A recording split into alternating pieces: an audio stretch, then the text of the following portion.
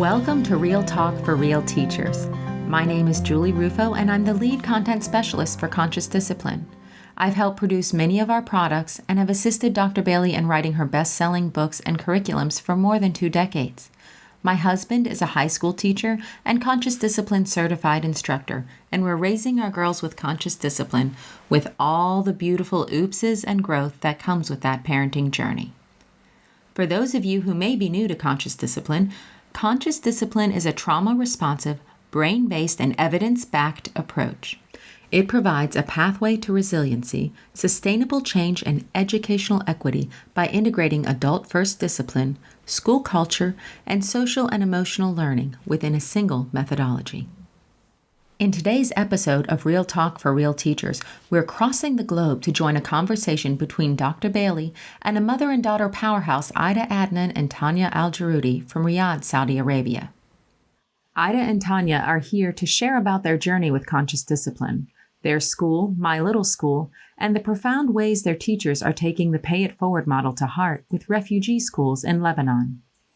Let's join Dr. Bailey, Aida, and Tania in a multicultural conversation united by Conscious Discipline, and I'll be back to share more after their conversation. Okay, hi, I'm Becky Bailey, and I have this wonderful opportunity to sit with Aida Adnan and Tania Jaroudy. This is a mother and daughter, and they're from Saudi Arabia, and Aida owns a school and has done wonderful thing in Riyadh, Saudi Arabia. So let's join me as we have this discussion. So welcome, guys. And Thank you. So Saudi Arabia, so you're in Riyadh, the capital. And how did, you find out about Conscious Discipline? And also, sometimes people say, well, that would be such a different culture. How on earth did you make it culturally relevant? Or was it culturally relevant? Or how did you bridge that gap? So I was lucky enough that in, I want to say 2009, I was at a conference in Richmond, and you were giving a 2-hour workshop. And, it's one of those that you choose where you're going to go to. And I chose you. And it was 2 hours, and I fell in love with it. I thought, you know what? This is what I want to bring to Saudi Arabia, and this is what I want to bring to our school. We already had that holistic approach. So it was already a family-owned school. We had that family connection, but this was going to be the icing on the cake. Developing that social emotional program for kids. And to my disappointment, of course, I thought, we're going to bring this over and, we're going to train all the teachers. I'm going to send my principal, Miss Salwan, the next year. She went in 2010 or 11, and she's going to get certified, and she's going to bring it back. And, of course, it's been a journey, but a wonderful journey. And we will continue to advocate for Conscious Discipline, because I believe not only do I want it for MLS, but I want it for the country. I want it for all schools, and it is challenging because it was new. It's something that is very different and unheard of. But I feel that training our parents and bringing them in. We've had to train nannies because over there's a lot of nannies. So having to also get them on board has really helped make that shift, and we've made it appropriate for the culture, I feel, and it's working well so far. So let's go with that, and Tania, you jump in too here. Yeah. So let's go with the culturally relevant. How do we? You're talking United States and Saudi Arabia. 2 different really cultural experiences. So how do you make it culturally relevant? Or did you have to? Because, I'm always saying a brain is a brain is a brain. And once you understand kind of what's under the hood, then you can help children kind of develop in an optimal way. But did you find that the case, or what was going on? I think what makes it different for us, the perspective that we went in, right? We are from a multicultural family. Peru, my grandma's Peruvian, her father's Syrian, my dad's Lebanese, I'm Saudi as well, American. So I feel like because of our culture and understanding that it worked with us, for us to have a family that is multicultural, to go and work in Saudi Arabia and have students that are Saudi, it wasn't, I never thought of it that, oh, we're really, as a difference. There was no difference. And so let me follow with that a little bit. Yeah. So, the ultimate goal of conscious discipline is that we have the social emotional skills to have healthy relationships, is really the bottom line. And if you can have healthy relationships, that opens up learning, you embrace life more, you enjoy learning and stuff. So really what you're saying then is, regardless of all these cultures in your house, the goal was still the same, to have healthy relationships and open our minds to learning as much as we possibly can. Am I kind of saying that right? It is true. Probably the one thing, like there are some cultures where, looking into one's eye could be a little bit uncomfortable, or they're just not familiar with it. Yes. And probably when we do our greetings in the morning, sometimes we would have, a little bit of uncomfortableness at the beginning until they kind of got it. Some grandmas or moms come in and they do have a face cover on. So, now they know, whoever does cover, very few do, but to unlift their covers because they know that we're going to do a greeting and they know that we need eye contact. So they have definitely become more playful. That's interesting. Yeah. So if they do have a face cover, they're actually willing to open their face to the greetings of the school and the children. That's because they feel safe. They feel safe. And on a student level, especially the older students or all around, really, they'll come maybe with like an ego. You can see their ego that's embedded within the culture. Like, I am from that family, or I have a hierarchy. And then throughout the years of them being at MLS, it really diminishes. And then it's kind of like you're giving them that genuine human qualities that people need in life, and it will transfer in their life and continue with them as they grow up.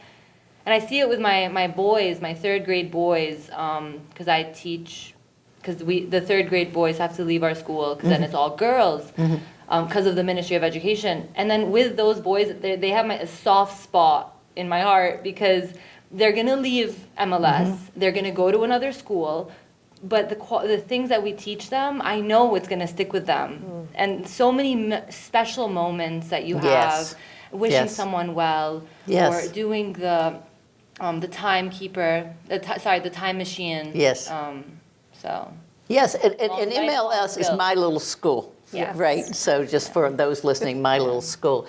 And I love what you just said, that I do believe it sticks with them. I mean, if you give the children the skills to make strong connections, to have a voice with their peers and not get shoved around. And also I love what you said is about when they come in, because some may be extremely wealthy, correct? So they might come in with kind of that ego, or a better than, less than, or kind of a us and them, that you actually expose them how to become a we with all types of people, which makes sense that would serve them in whatever career they go into, because they're going to be working with all different people at all times. So that makes sense to me too. Yeah. So what about, you got involved with Lebanon. Now, so your mother, who is Lebanon? So my girls. Oh, My father. Yeah, okay. Yeah. And my boys are also Lebanese, Lebanese Saudi. So we go to Lebanon a lot. And of course, when the tragedy happened last August, our first thing that we thought about was, all the trauma that's going to happen to these children and to these families. And we felt that we connected with an NGO, and okay, we give material things, we give monetary money, but what else can we do to be impactful? And that's something that I've learned with conscious discipline, because we're always giving. Yes. So I was eager to get in touch with you and see, like, okay, Dr. Bailey, what can we do to support these schools? There's 2 schools that are refugee schools, and I found this really great NGO. We're very authentic, and they just want to do good work for kids and families. And right now we have done, our CDAT team has split. And so the ones that are strong in Arabic, and because they have been authentic to CD, they know the language very well, they were able to translate it to the exact words. Because I know for you that's always been Yes. your concern is, okay, how are you going to translate my words or CD words so that it means what we want it to mean? Right. You cannot just hand it over to a translator. Yes, because they that is so true, and it has been hard to see that because it's conscious discipline is such about the intention and the true meaning, the authenticity of that coming from your heart out to another human. And I love that you have so much knowledge that you can say, now this is what we're trying to achieve, or this is the meaning we're getting across. The words you say are, they're going to change from language to language, absolutely. but it's that intention. Yeah. So how did it work out? I mean, so what's going on? A lot of work. Ms. Suad speaks Arabic and English, so she's our counselor, and she's done CD2. So she's been overseeing the CDAT team, who have also, many of those teachers have been with us for several years and understand the language. So they've been translating. We did the building resilience in uncertain times, and and we have from Lebanon side, we have about 25 that have and administrators. Yeah, they made it optional for them. But the directors joined, their counselors joined, their teachers joined on Zoom.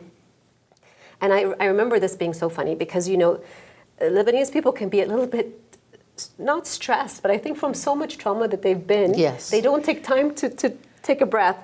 And so I remember her saying, I'm going to do this Brain Smart.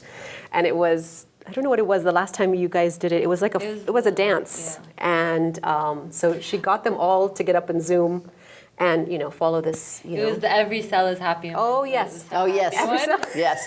That's what it was. Every cell is happy in my body. And, we were tapping but they got into it, and you can hear their curiosity, and they're giving examples. What do I do with this child, and how can I help this family? And we've been doing now since October, 2 times a month a training for them. Wow. Yeah. How beautiful. So, as many of you listening, and certainly these two, the big thing we say is pay it forward, be of service. Yeah. And so this is so beautiful to me, what you're doing, and certainly then reaching out to Lebanon and the refugees and Syria. I mean, reaching out like that and being of service and offering your education, offering your expertise. And what a beautiful thing. Can you feel it from your side that the people who are offering so much are kind of lifted with that? That's exactly what I was going to say, Dr. Becky Bailey. Honestly, I think it has strengthened our school. The whole pandemic has strengthened our school so much. And these teachers are, giving their, volunteering their time. They have to work extra hours. Yes. They're doing these at 6 p.m. in the evening, leaving their kids, with the husbands or whatnot. But they're there with a big smile, enthusiastic, excited. And that's really paid off because what you give, you get back. Yes. And I feel that has really strengthened our conscious discipline going forward. And for me as a director, yes, academics is very important, but during these times, definitely professional development, it's been conscious discipline all the way because I think that's what's going to help my staff and our children. And so during COVID, what happened with you guys? I mean, I know our side of the thing was like a disaster. Yeah. How did it go with the school? And I'm in charge of the innovation of the school because I started off as a designer. And so when the pandemic hit, I started redesigning the experience for both the student and the teacher, redesigning the way that they would get onto Zoom and stay on Zoom and just little things that mattered. And then also, like my mom said, about professional development and really boosting conscious discipline in this time that's so crucial, and then translating it virtually. So then our wish wells became virtual on Jamboard. Everything was on Jamboard in terms of the structures, and then making sure that when you're on a Zoom call, you are saying each child's name, and that they feel welcomed and greeted. And that transition, I think it was a beautiful transition that our teachers did very well. And then we had teachers, we did a summer program, and we had teachers from around the world teaching like electives like cooking Yes. and dance and stuff. And we had to also teach them, and they're brand new, they're not in our school, a little bit about conscious discipline and, you know, start your class like this with brain break. We taught them breathing.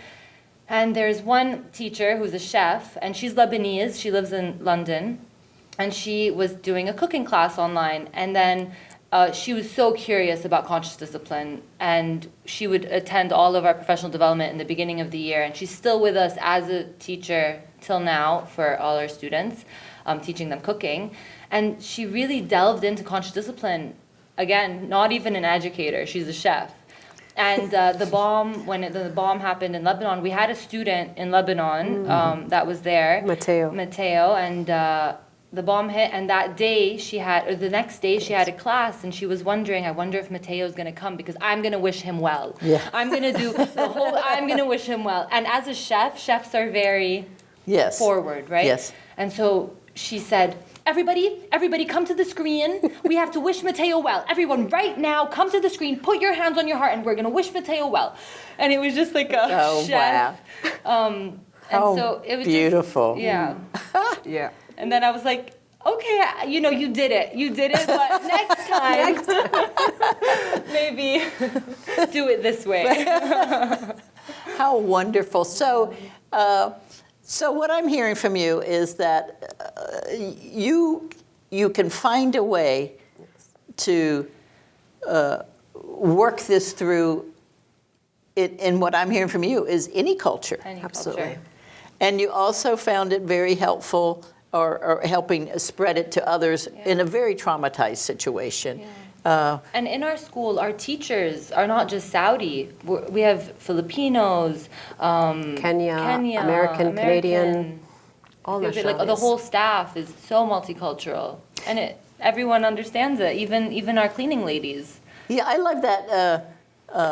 I can't remember who made the quote, but you know, kindness is a language we all can hear. Absolutely. Can't remember who said that, but it was beautifully done. And so I want to thank you. If you had anything to say that you think, what has helped you the most, either personally or professionally, with conscious discipline, Aida, what would you say? As you're an owner, you're a director, you've got 5 beautiful children. I mean, you've done a lot in your life. You're a giver, you're a philanthropist, you're an entrepreneur. You're so many hats you wear in such beautiful ways. So what would be your answer? I think what resonates most is that you just have to keep on learning. Learning never stops. And conscious discipline has been that journey. And, you know, I thought I could hand it over to others, but I realized that, no, it's got to start from me. To really dig deeper, and I've enjoyed every moment and continue to enjoy every moment. And when I hear stories like one of the presenters today who said she would come every year, and that's fantastic. That's phenomenal, because I'm sure you learn every single time that you I hope so. The office always gets mad at me about, what, you're changing this? I said, if I haven't grown in the last year, I need to quit. You know, I mean, it's a constant for me too. So if I haven't made any progress, then why am I still up here sharing? And that it belongs to every culture, like you said. Well, it doesn't matter where you're from. This is a language everyone can speak to. And I think just like watching my mom, because I work with her and I love working with her, but I'm also her first child, and she had me young, so I feel like I grew with her. And conscious discipline, it changed not only the school, right, but our home environment, and our just relationship. seeing our relationship big time, and seeing that, you know, conscious discipline trickle into all aspects of your life as an adult is so important, that it starts with the adult first and then child second. Yes.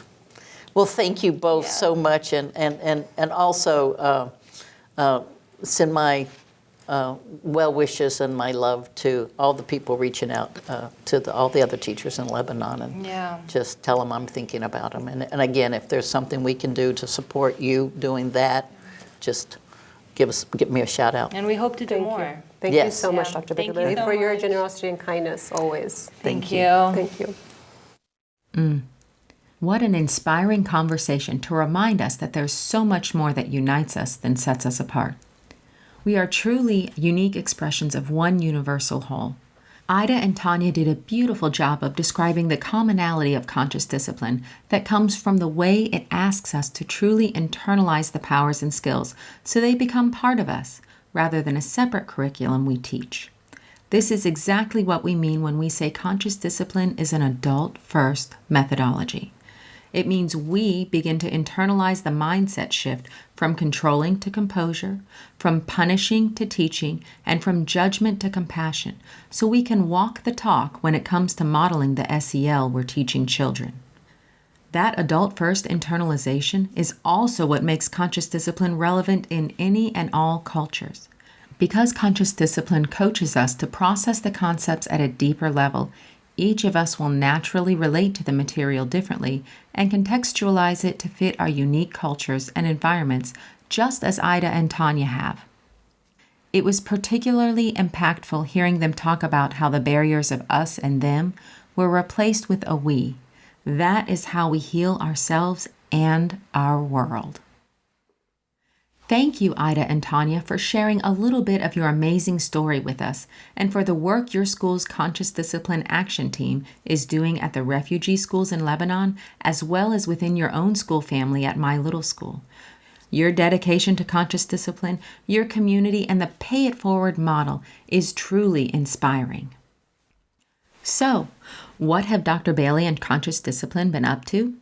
Dr. Bailey is prepping for her first public Conscious Discipline Institute outside of the state of Florida. Look out, Providence, Rhode Island, because here she comes. Register and learn more at consciousdiscipline.com. We also have some celebrating to do. Fireworks and applause for Conscious Discipline educators who have earned national awards. Assistant Principal Chelsea Jennings of Springdale, Arkansas Public Schools was recently named National Assistant Principal of the Year by the National Association of Secondary School Principals. Chelsea uses conscious discipline as the foundation for her school's SEL, which was the platform for which she earned this recognition. Way to go, Chelsea. And a quick shout out to Tabitha Rossproy, who just passed her crown to the 2021 Teacher of the Year. In 2020, Tabitha was the first early childhood educator honored as the National Teacher of the Year. Much to celebrate there. We're also celebrating, well, us. After more than a year of in and out and partial staff on site and no staff on site, we are super excited to have all of our regular team members working in person at the office as of May 10th. The year has challenged us, stretched us, and helped us grow in ways we never imagined, and we're thrilled to be slowly regaining some sense of normalcy, including seeing our office family in person every day. We're also looking forward to connecting with our master instructors, certified instructors, and a slew of talented educators, mental health professionals, and administrators at our in-person Elevate Social Emotional Learning Conference, July 28th through 30th. This year, we've reduced attendance to only 500 to assist with safe distancing protocols, but we'll have just as many educator-led breakouts as ever, plus model classrooms and keynotes with Dr. Bailey herself. Check out all the details at consciousdiscipline.com and register so you can start next year strong with Elevate and Conscious Discipline. Whew, it's tough to think about next year when we're still in the throes of this school year. We know you've been through so much personally and as educators. We at Conscious Discipline really hope you're able to create some space in the coming months to rest both body and mind the best you can.